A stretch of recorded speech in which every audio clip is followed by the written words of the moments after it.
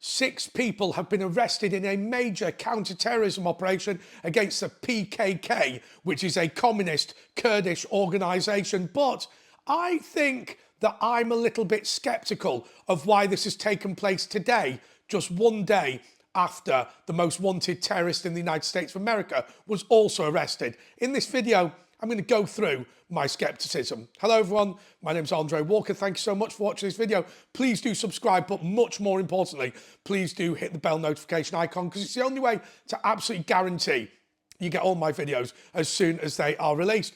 Well, the counter-terrorism police seem to be working hard at the moment in a way that perhaps we have not seen recently, and we've been quite critical of them, particularly on this channel. By the way, this channel isn't only about policing and only about counter-terrorism. It just tends to be that that's what is topical at the moment. We'll do more stuff apart from that.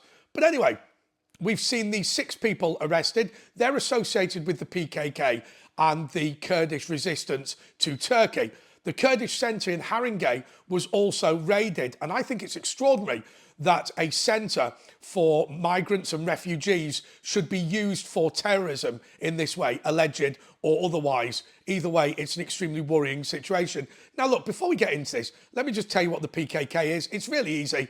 A lot of the Kurds fight on our side, but one of the problems, as you know, that has often happened in the Middle East is that Kurdistan covers Iraq and Turkey and other places as well. And obviously, whilst we do support the Kurds in Iraq, we don't support them in Turkey because they want to make part of Turkey Kurdistan again. And obviously Turkey is part of NATO. That's why you tended to find that the Turks were quite reluctant to fight on the side of the Kurds when they were fighting the Islamic State. Not that Turkey loved the Islamic State in any way, but because the Kurds had fought a war against them. Abdullah Öcalan was accused of killing 30,000 Turks. He's the head of the PKK. Now, what these arrests are today apparently have no imminent threat to the United Kingdom. What that means is that the PKK is a prescribed terrorist group in the United Kingdom, but we don't necessarily think they're going to do anything to the United Kingdom. Once again, harbouring terrorists, something that I've railed against on this channel. But think about it. We've got 6 people arrested. Daniel Sandiego yesterday was arrested for 2003 bombings in San Francisco. So we've now got 7 terrorists that we've rounded up. Doesn't that rather even the odds?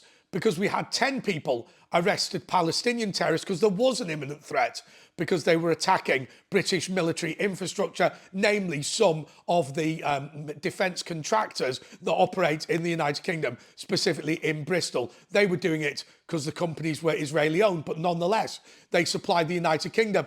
Now, I have felt all the way through these recent problems we've had with jihadis is that the police have always wanted to say, well, there's a bit of Islamic terrorism, but trust me, other terrorism is far worse. We had the situation in the Friar Penketh pub. Now, many of you will not know, but no, many of you, I bet, will guess. I'm a regular at the Friar Penketh pub in Warrington because it's the nearest Wetherspoons to Warrington Bank Quay Station. So whenever I visit my family, I always pop in to the Wetherspoons. God bless the all-day breakfast and pint for whatever it is, 10 quid, whatever.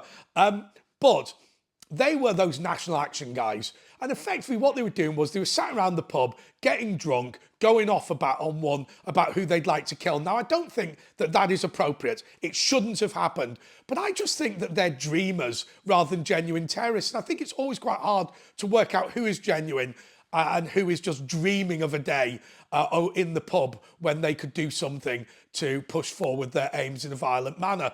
Let me give you the example of my grandmother. My grandmother was an Irish Republican her entire life. And in fact, I will say one thing in her defence. She loved the United Kingdom. She just didn't believe that Ireland should be part of it. So she loved the Queen and lived in Britain as a patriotic Brit in that sense, but obviously just believed that Northern Ireland should be part of the Republic of Ireland. Anyhow, she had a boarding house near the docks in Liverpool where single Irish blokes would come and go on a fairly regular basis. And the police knocked on her door one day with a search warrant, officially, because they were looking for contraband hamburgers, which I think is an interesting excuse. But nonetheless, they identified that while she was an Irish Republican, she was not a terrorist. She wasn't a member of any terrorist organisation. And that is a wholly legitimate political view, though I disagree with it. So I think that that is where we're at with a lot of these National Action people. I think that they are fascists. I think that they are racist. But I'm not convinced that they are people who are genuine terrorists. Similarly, we come to these guys from the PKK. Well, all right, the PKK is a prescribed terrorist group, but it's not a terrorist group that is threatening the United Kingdom. And of course, Daniel San Diego, well, why he has been in Conway for 20 years it is a matter that I think should be investigated properly. And so my point is this.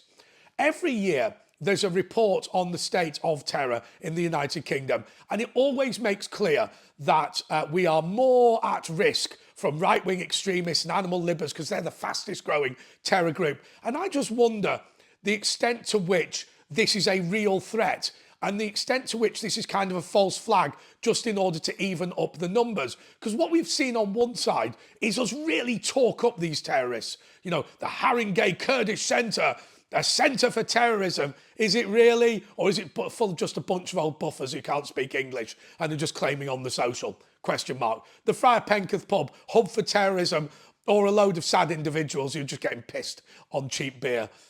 Question.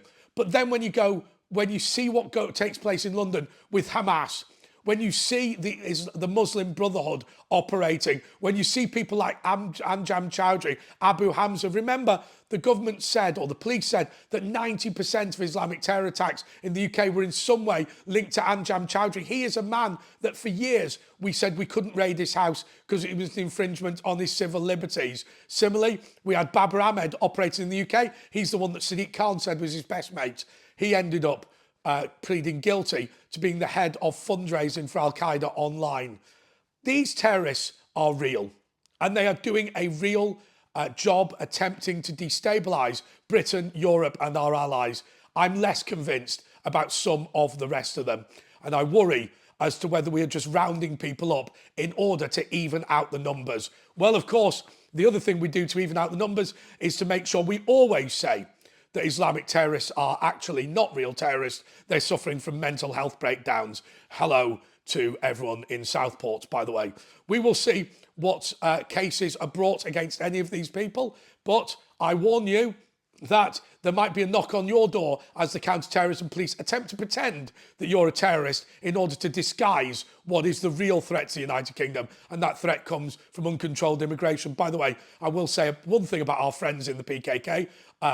If these people are asylum seekers, if they are refugees, if they are recent migrants to this country, and they are being accused of terrorism, they really need to go home to Kurdistan. We shouldn't be harbouring terrorists of any description at all, whether they are like Daniel San Diego, animal libbers, or whether they're the PKK, or whether they are Islamic fundamentalists. All of them need to return to their country of origin as soon as possible. And that also goes for Shamima Begum. I agreed with that whole idea that she should walk to the British consulate, which is 1,500 miles away, and then they'll deport her to Bangladesh. Okay, thank you so much for watching this video. You know what? It's been a lot of fun making these videos for you, and I really appreciate every single person who's watched. I read, by the way, a lot of the comments in the comment section. I do reply to as many of them as I can. Until next time, goodbye.